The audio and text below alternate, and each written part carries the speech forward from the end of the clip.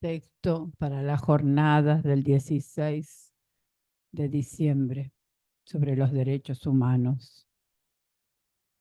Hizo lo que hizo, lo mucho que hizo, sin pedir nada a cambio. Pero él simboliza, aunque no lo haya querido, aunque no lo quisiera, a lo más entrañable del país que la dictadura intentó exterminar. El país profundo, hecho de tierras y gente fecunda en fraternidades y hermosuras. Por delito de amor a ese país profundo que el Burni conoció como nadie y que tanto ayudó a revelar, fue asesinado. Y por el delito de amor resucita cada vez que con él alzamos el vaso de vino y brindamos como a él le gustaba. Con estas palabras, Eduardo Galeano recuerda a Alberto Burnichón. Él fue secuestrado en las primeras horas del golpe militar el 24 de marzo de 1976. Pero ¿quién era Alberto Burnichón? Yo no lo conocí, ni sabía nada de su historia. Simplemente me encontré con él, con su trabajo de editor, creador de ese extraño objeto, de ese entretejido de palabras que alguien le puso el nombre de libro y con él armó una red, un entramado social.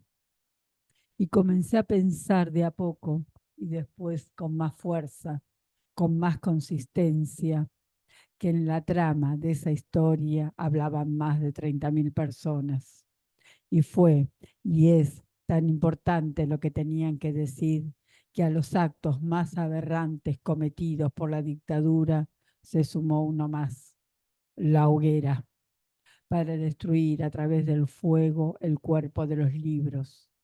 No eran ingenuos, sabían que con el fuego no se destruyen las palabras, las ideas, simplemente era un acto de difusión.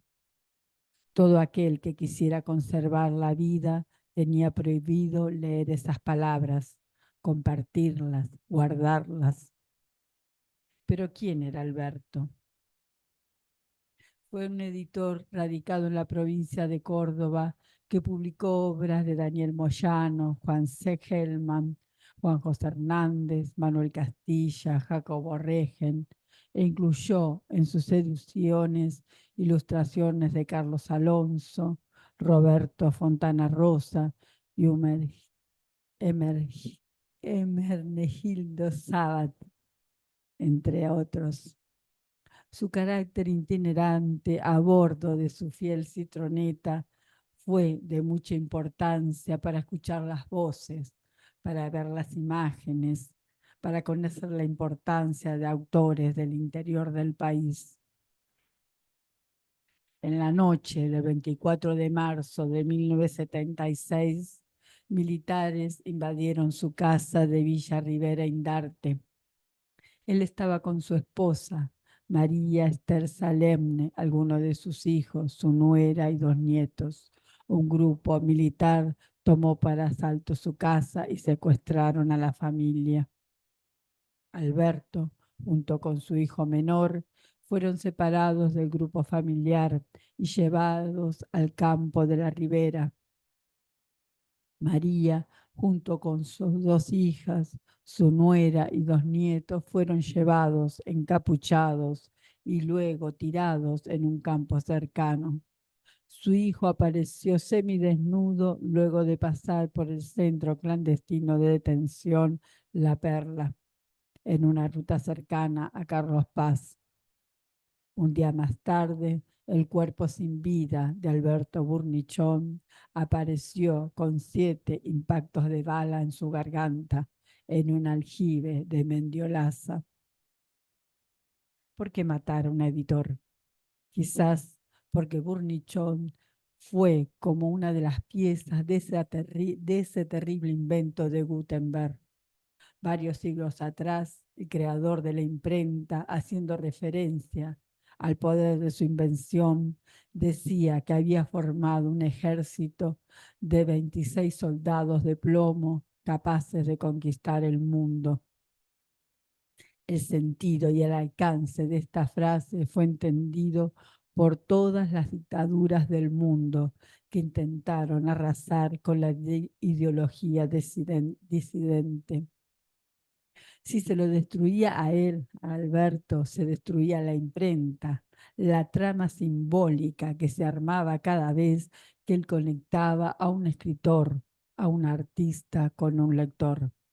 Conexión que se multiplicaba geométricamente cada vez que dejaba un libro en una librería o en una casa cualquiera de nuestra extensa Argentina.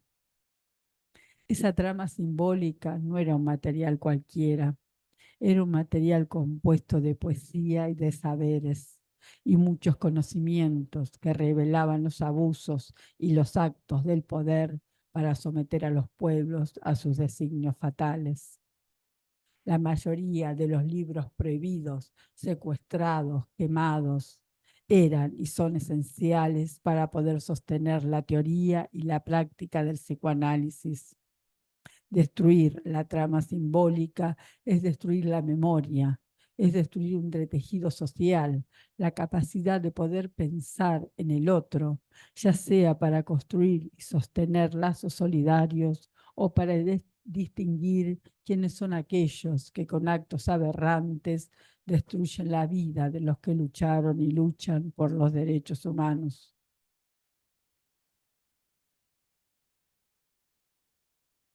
Para hacer de este país un lugar mejor. En Alberto Burnichot resuenan las voces de 30.000 desaparecidos y es de alguna manera nuestra responsabilidad que nunca se apaguen. Los libros de Sigmund Freud ardieron en la hoguera, quizás también ardieron en la hoguera, quizás por poner en palabras una caja de Pandora. El malestar de la cultura, psicología de las masas y análisis del show, porque la guerra, correspondencia entre Einstein y Freud, podrían nombrar uno a uno todos sus escritos. Jacques Lacan, en su discurso de Roma en 1953, decía: mejor que renuncie quien no pueda unir a su horizonte la subjetividad de su época.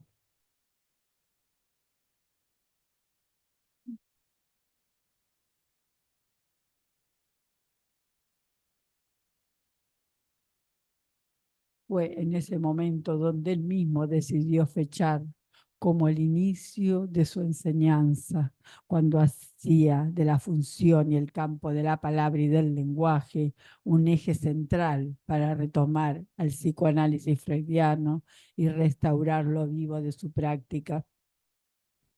Si en nuestro país una generación fue devastada, hoy estamos sufriendo sus efectos, sus consecuencias. Un pueblo sin memoria nos conduce a lo peor de nuestra historia. Si no se sabe lo que significan tan solo esas dos palabras, nunca más. El terror está de nuevo con nosotros.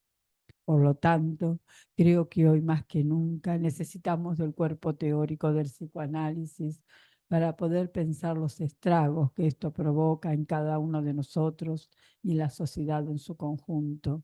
No solo para interpretar este tiempo histórico, también para intentar aliviar en la dirección de la cura el sufrimiento de aquellos que vienen a nuestro encuentro a expresar en palabras su demanda, una demanda que tiene las marcas de nuestra historia y nuestro tiempo. Me despido con un poema de Miguel Ángel Pérez, que forma parte del espectáculo Los pájaros de la memoria. Él escribió estos versos para Burnichon, su editor de Cartas a la Casa, en 1963. Indefectiblemente la memoria hecha poesía, como los pájaros en primavera, regresa siempre. Anoche lo nombramos y hoy aparecerá. Ahora que no viene, repetirán su sombra las ciudades y pasar apurado, caminando a destajo, pero con tiempo aún para darnos un vino y sus noticias. Tal vez nos cuente un cuento de Moyano. Le volaron la casa. Que Víctor Hugo Cunio tiene un libro muy bello. A balazos destrozaron su cuerpo.